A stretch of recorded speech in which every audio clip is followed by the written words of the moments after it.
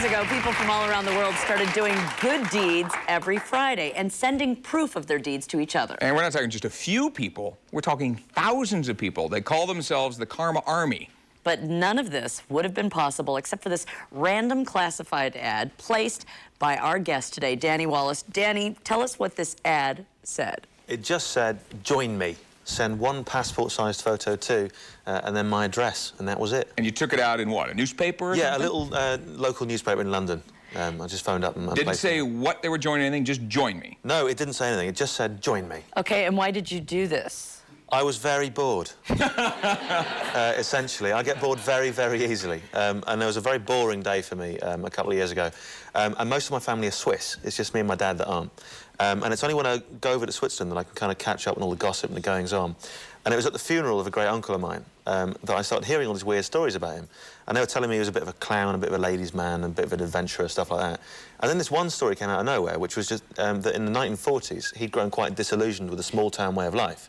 And rather than just, you know, moving to a bigger town, or, you know, buying a trumpet, or just doing something to entertain himself, he just thought, well, I've got some land, I could do something here, I could create something, and I could maybe improve the small-town way of life.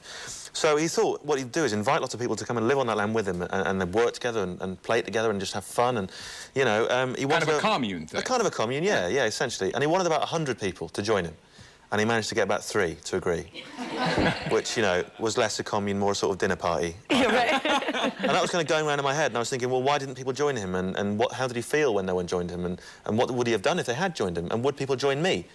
So that's when I kind of picked up the phone, and as a tribute to Gallus, placed the ad. So you write, join me, and what are you thinking is going to happen? What are you hoping will happen? I have no idea what is going to happen after that. In fact, I kind of forgot about it until a week later when I was opening up my mail, and a passport photo fell out, and someone had joined me, and I was a leader of men. So wait. Or of a man. Yeah, man. Well, yeah, all right,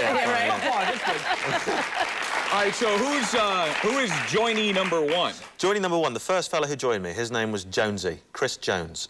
He'd soon to become Joinee Jonesy. And, you know, I don't know if either of you are ever going to start a cult. I hadn't thought about it, but maybe, and let's keep going. Well, I don't know, give us some ideas. Well, I mean, if you do, the moment you get your first, like, joinee is an amazing moment, and you'll want to meet that person. And I did, and so I wrote Jonesy a letter, and I just said, hello, it's Danny, you joined me, well done. Do you want to meet up? And he sort of wrote back and went, all right, yeah. So, Did he say anything like, and by the way, what am I joining? Well, this was the thing, you know, he obviously doesn't know who he's joined or what he's joined or why he's joined, but he assumes I know. Right. I don't. Okay, but how weird is this guy who joins, when you see him or hear from him, how weird is he to join you without knowing what he's joining? Well, that's kind of why I wanted to meet him as well, because I wanted to know why someone would join me, and he wanted to know why I want someone to join me. So, you know, we're essentially 2 men. We meet up at a pub in London, and I'll be honest, it's a bit of an awkward meeting to begin with. I can imagine. Yeah, because obviously he's got all these questions, and he assumes I've got answers. I've got nothing. So we're sitting there, and I'm trying not to answer any questions whatsoever, and he's kind of going, so, how many people are involved in this whole join me thing? And I don't want to say, so I'm going, numbers aren't important. It's not about numbers, it's about people coming together. But you do end up with joinee number 2 through him, right? Well, through him, yeah, because eventually I had to say to him, you know, because I thought this is a bit weird, and he obviously thought it was a bit weird as well, but we're sitting there, and I have to eventually tell him that it's just me and him. Oh, my God, what's his face like when you do that? Like the most scared man you've ever seen, essentially, because he's just realised that he's just joined the world's most pathetic club made up of 2 men with no point whatsoever. So we're sitting there, and eventually, you know, I thought he was just going to run away at that point and just leave me alone, but he just took a sip of his pint, he looked me in the eye, and he just said, do I get a badge then? And that was great. But he brings in, does he bring in a recruit then? So you have joinee number 2? Yeah, he brought in the second recruit because he essentially got a bit frightened of me, and he phoned his roommate and just said, can you get down here, please, as a nutter? So his flatmate comes down, and we sit there, and I buy him a few pints of beer, and that was good because that brought the barriers down. Right. He joined me as well. I doubled my cult. All right, so you got 2 people. Now you decide to go, you get a website, and you get a P.O. box, and all of a sudden, we're up to 70 now? Well, no, I exactly like you say, I had the website, I had leaflets and stickers printed, and more adverts, all saying how brilliant it was to join me, but Are you working at this time? Not much. Okay, good, fine. So wait, you've got a whole website saying join me, but not giving any description of what we'd be joining? Essentially, yeah. I just kind of, there was like a little forum on the website where people could exchange messages about what joining meant to them. Hoping, you know, I was just hoping that I'd get some ideas. But it was a brilliant one. It told me something about human nature as well, because it's like there's all these things where people were joining up for all sorts of different reasons, a sense of fun, a sense of adventure, all sending me passport photos. On the forum, there's one girl, and she just went, I think it's really stupid to have a website devoted to something, you're joining something where you don't know what it is. P.S. Can I join? Great. Let's go to Jeff in the audience. Jeff, got a question? Yeah, I do. So the burning question is your cult out to wreck the world or save the world? Well, you know, it's one of those things when you're starting a cult and you've got no real idea what you're going to do, you do have to, you know, decide whether to use your powers for good or for evil. And I was quite tempted to use my powers for mischief in the early days. Not real bad evil, just like things like, you know, we'd all turn up to the opening night of a musical, like an Andrew Lloyd Webber thing, and we'd all, like, pretend not to know each other, and I'd hand out tickets, and we'd all go in, it'd be fantastic, and we'd all kind of sit there, and just as the curtain was going up for the first song and the fellow walks out to sing the first note, we'd all just stand up and walk off. Oh, something like just that. fun. Mischief. Yeah, just mischief. Yeah. I just thought Okay, it'd so be nice. your girlfriend knows you're into this mischievous kind of stuff. Does she have any idea that you have started a cult? No. Well, she does now. Oh, yeah. But she didn't at that point. No, not at that point, Is she still no. the girlfriend? No, that's another question. Yeah, well, I couldn't tell my girlfriend because I've got a bit of a history of doing what she calls stupid boy projects. And I think that, you know, I pushed her a she bit too thought this far. might be a stupid boy project if she'd heard about it. Well, no, she would have done, definitely, absolutely. And that would have been it for All both, right. for both the cult and her. So you eventually end up with about 70 joinees. You continue to grow, and after a while, though, the joinees start to rebel, maybe even start quitting if you don't come up with some sort of plan. We'll talk about what you came up with next.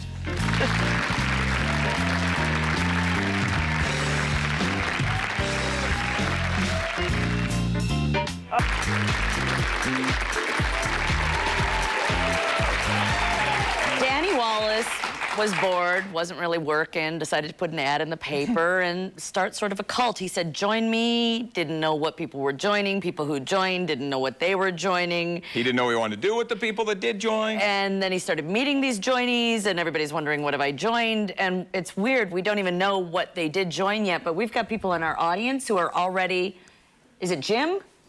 Tim, I'm sorry, what did you said during the break you wanted? Just ask him if I could join and how much it would cost and how much time's involved, you know. And does You have anybody, no is clue anybody what else you're doing interested yet. in Anybody joining? else want to join?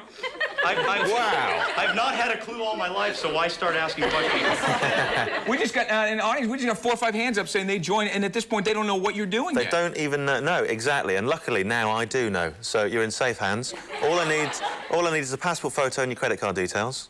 That's a joke. That's a joke. I don't really. It's all free. Okay, now, but the joinees begin starting to get a little questioning, don't they? In fact, some threatening to quit at this point? Yeah, I was getting more and more people joined. I was getting more and more out of my depth because they were all kind of looking to me for something. They thought I had some idea. And you're the leader, I'm right? the leader. They start calling me the leader. That was the most frightening thing. And I didn't want to kind of go and... They started meeting up around the country, and I didn't want to turn up, because I think you'll agree, I don't look like a particularly inspiring leader. And I didn't want to walk into some pub somewhere and have them imagining some bejeweled, berobed messiah figure walking in. I shamble in, and they go, oh, brilliant, we appear to have joined Harry Potter's older brother. So I thought, well, I won't do that. So I was getting all these emails, and initially, first of all, they were kind of going, oh, yeah, brilliant, we've joined you, great, in your own time, you know, take your time, just tell us whenever. And then later on, they'd be going, look, will you just tell us what we've joined? So eventually, I had to come up with a point to the pointlessness. They're really threatening to quit if you don't tell them? Yeah, one person, in fact, did leave, Joinie Jade. Your first quitter. My first quitter, my first and only.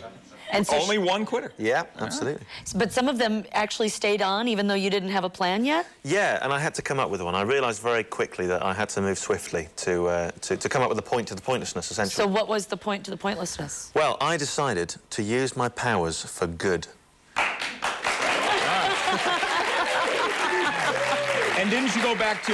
You know I'm in America when that gets a round of applause. That's fantastic. You went back to Uncle Gallus, didn't you? I mean, Yes. he's the inspiration anyway, right? Yeah, well, that was kind of the inspiration, because I wanted to find out what Gallus would have done with these people, because, you know, I didn't know. And You already got him beat. He only had 3. You yeah, got 70 or exactly, so, yeah. exactly. I was storming ahead.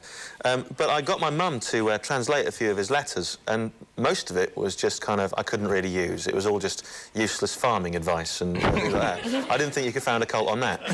But one of the sentences I managed to get out of it was essentially that he thought it was very nice to make gentlemen who are in advanced years of you, he said, happier. So I took that to mean make an old man very happy. And that became the first commandment.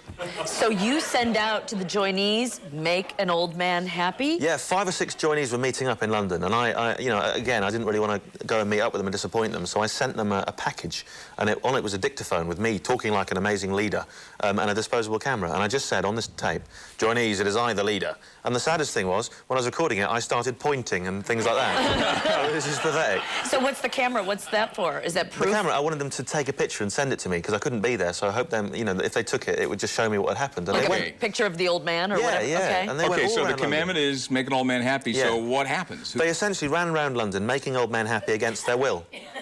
Like what? Like Just what? kind of, you know, they'd walk up to an old fellow and buy him a cup of tea, or one old guy, they just gave him a cactus. I don't know. A cactus? Seemed to work, you know. But then at the end of the day, they were walking past a pub and they saw an old fellow walking into a pub and he was just shuffling in and he had like silver white hair and a very smart blazer and they followed him in. And, you know, I was a bit uncomfortable when I heard that because I did think it was one step away from stalking. Yeah. But they got away with it. They followed him in and they said, look, we're from something called Join Me. We don't really know what it is either, but we've been told to make you happy. Is there anything we can do to make you happy? And he went, no. And they went, why? And they said, I've just had a terrible day. I live miles away. I live, you know, 4 hours away in a little town in Devon. My car's broken down. I'm stuck here in London. I've got no money to get home. I don't know how I'm going to do it. I'm just sitting here with my last pound, having a half a beer, thinking, what on earth am I going to do? And they went, I think we can help. And they dug into their pockets and they found £40, enough for a train ticket home and a sandwich for the journey. And they gave him that money. And he said, look, I'm not going to, look, here's my ID, here's my address, you know, I'll get in touch with you, I'll send you the money back. And they went, great, you know, cool. His name was Raymond Price of Teignmouth and Devon. I always like that name. And essentially, he just went, look, I'm the happiest old man in the world. These people were sent into my life, you know, at this exact moment, just when I needed them. He alluded that I may have some Jesus-like qualities. You know, and that was it. And I just thought, hello, we've really done something. We've just helped him out at the exact What right did you moment. feel when you got that email? I mean, that must have been great. It was brilliant. And when I got the, you know, because he recorded the message on the dictaphone, Yeah. just saying, I'm so happy. And that really, that kind of inspired me. And that's when the rest of the Karma Army happened. And that's when... The Karma Army? The Karma Army, yeah. Okay, so is that where you come up with the idea for Good Friday? Yeah, I asked all my joinees from that moment on to do a random act of kindness for a complete stranger each and every Friday. Good Friday. That's what we call them, yeah, we call them Good Fridays. It's essentially a cult based on wordplay. So what was...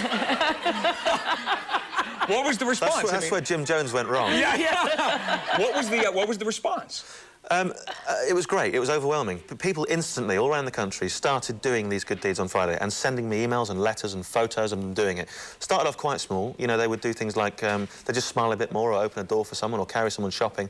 Then getting more and more elaborate. So one fellow got up very early every Friday morning and washed all his neighbours' cars, then went back to bed.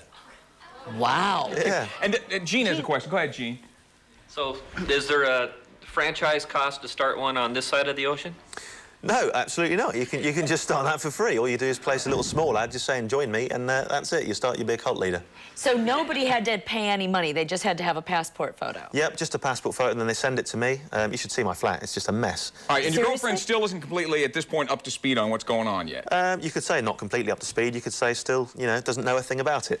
Good. Tell good. us some more of the good deeds. After this commercial break, tell us some more of the All good right. deeds that really surprised you. Okay, Okay, cool. more in just a moment.